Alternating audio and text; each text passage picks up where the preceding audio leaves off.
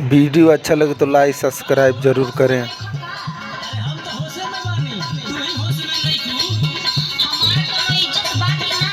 नए नए वीडियो देखें और सब्सक्राइब जरूर कर दें।